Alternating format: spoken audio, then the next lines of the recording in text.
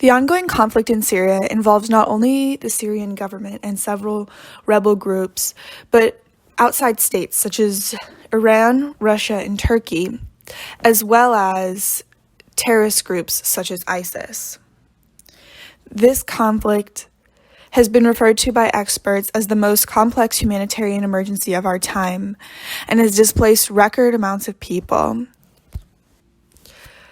Over 12 million Syrians are estimated to have been displaced, with about 2 million having fled the country entirely.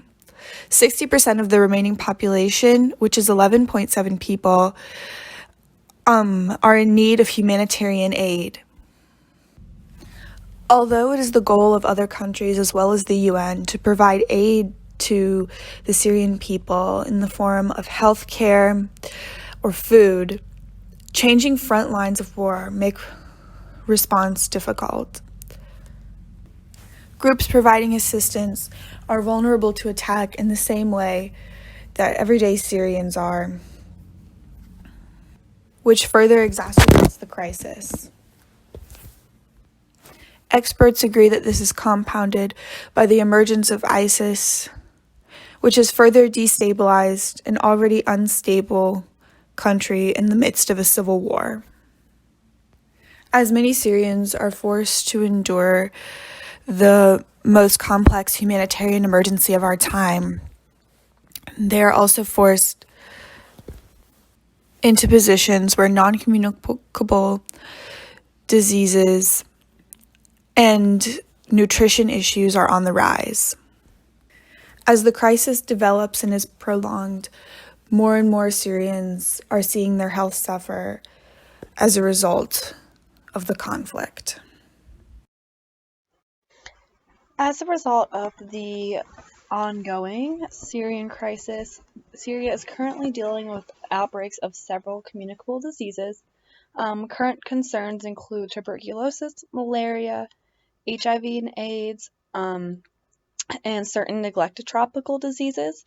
One of the biggest concerns was a polio outbreak that started in 2017 among children. As of 2018, it was reported as controlled by the World Health Organization.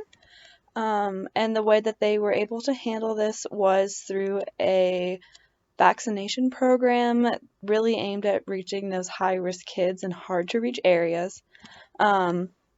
And as they were doing this, they were also able to build an increased surveillance system. So they were also not only able to better prevent the polio, but also were more enabled to track it in a more accurate way. And this was a joint effort between the World Health Organization and UNICEF with their polio eradication initiative. So they are no longer currently experiencing an outbreak of polio, but they are still at a continued high risk for reemergence due to the ongoing civil war and crisis. In Syria, an estimated 45% of all deaths are related to non-communicable diseases, which include cardiovascular disease, diabetes, cancer, and chronic respiratory disease, among others. Cardiovascular disease alone accounts for 25% of all deaths. Non-communicable diseases are also increasing in younger people and tend to be chronic. Risk factors include tobacco use, physical inactivity, harmful use of alcohol, and unhealthy diets. The first non-communicable disease that I want to share is diabetes. The prevalence of diabetes in Syrian adults is 7.5%, while the world average in 2014 was 8.5%. Diabetes is not a major concern in Syria because they have more urgent non-communicable diseases to treat. On the other hand, tobacco is a large part of Syrian culture. Syrians collectively spend about $600 million per year on tobacco consumption. As of 2010, 20% of women and 15% of men smoke, and 98% of the overall population is affected by passive smoking. Only half of physicians included in a 2010 study routinely inquire about their patients' smoking habits, and of those, only 47.7% of those assist patients in quitting, and only 11.6% encouraged the scheduling of follow-up appointments for continued assistance.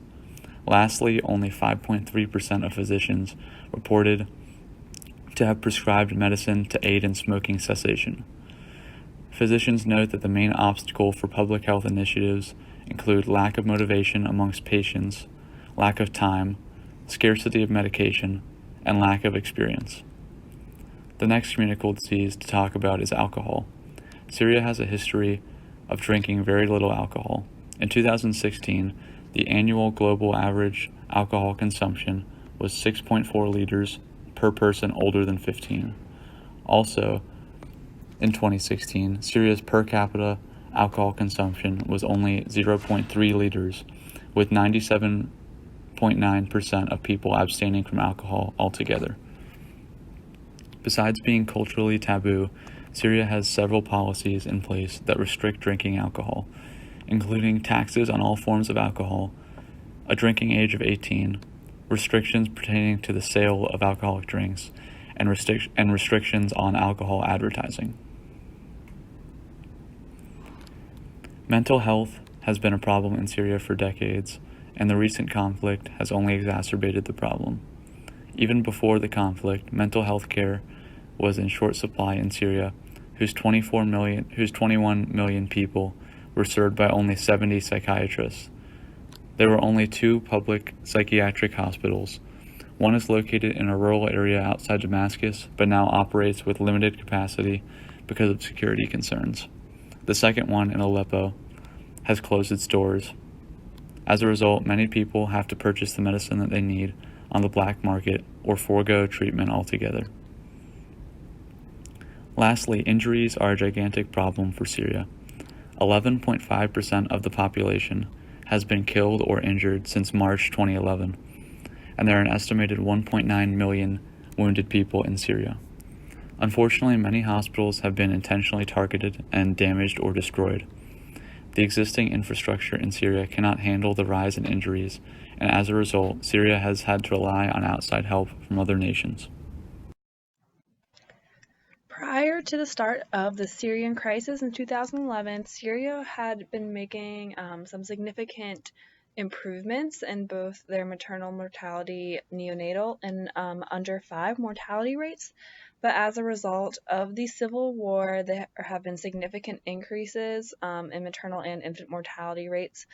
So their current MMR is about 68 per every 100,000 live births, and their under 5 mortality is about 17 per 1,000 live births. Much of this has been a result of loss of basic infrastructure, so loss of healthcare facilities and skilled birth attendants, which is resulting in an increase in preventable deaths, both for mothers and for infants. So when these mothers are delivering, they do not have access typically to the necessary equipment and supplies needed to handle any emergencies such as hemorrhages. They might not have access to things like incubators if they were premature babies. So this has resulted in that significant increase. Other issues that Syrians are currently dealing with are a high increase of deliveries to mothers under 18. So there has been an increase in adolescent pregnancy, as well as rises in gender-based violence, such as early marriage, and increases in rape and domestic violence that have been reported, likely as a result of this ongoing war.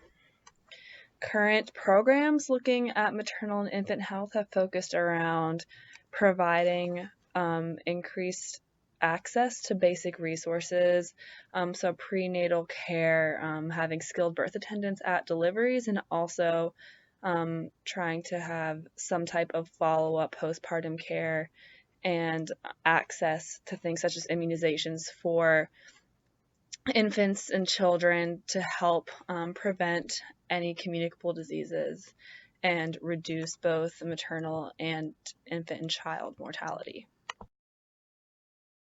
Almost 9 years into the Syrian crisis, curative and preventive nutrition services are inaccessible. leaving children and women the most affected.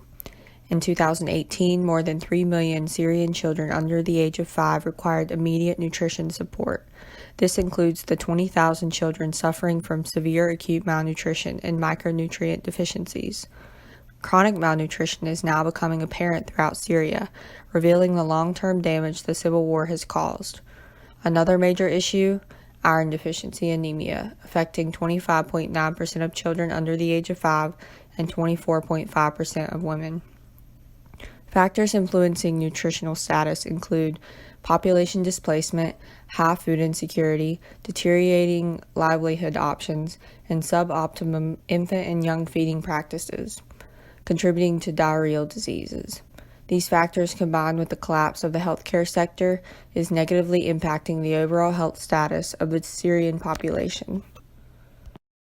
In response to the nutrition issues in Syria, UNICEF, the World Food Program, and the World Health Organization has provided assistance to the millions of women and children negatively affected by the war. Treating and preventing malnutrition and micronutrient deficiencies require the distribution of specialized nutritious products. These services are provided through the Community of Management of Acute Malnutrition Program, which was created in 2013. Food assistance programs provide families with fortified foods such as wheat flour fortified with vitamin mineral mix, iodized salt, and vegetable oil fortified with vitamin A and D. Additionally, pregnant and nursing women participating in this program have access to regular and mobile health clinics. Here, women can attend reproductive health sessions, receive hygiene kits, get referrals for pre- and postnatal care, and receive vaccinations. Another program is the School Meals Program, which provides nutrition to help children concentrate on their studies and relieve the stress of Syrian families struggling to rebuild their lives. And this happens in pre-primary and primary school children, which are provided with a daily fortified date bar and 200 milliliters of milk during the morning sessions. And this initiative was implemented to encourage school enrollment and consistent attendance. In 2014, the World Food Program launched a CBT-based nutrition support program for pregnant and nursing women. This program was created to improve the dietary diversity of vulnerable women at risk of malnutrition due to the increased price of healthy foods, specifically dairy and fresh vegetables. And as of 2018, almost 80% of pregnant and lactating women had been reached. With millions of Syrian women and children still at nutritional risk, organizations such as these will continue to work alongside the Ministry of Health to combat the negative consequences of the Syrian war. Some of the environmental issues going on in Syria right now date back to 2006 when the largest drought they have ever had hit them. Families and large farm communities had to flee their land and move to cities due to the fact that there was 1, no water, and 2, everything people were working for was dying. This was an extremely large migration of people moving into cities at one time, which could end up causing problems in the cities as well with overpopulation. With this drought, it ended up decreasing the irrigation agriculture from 2012 to 2015 by 50%. With the drought becoming a major issue with this was one of the reasons why the war occurred, because people had an extra stress on their lives without water.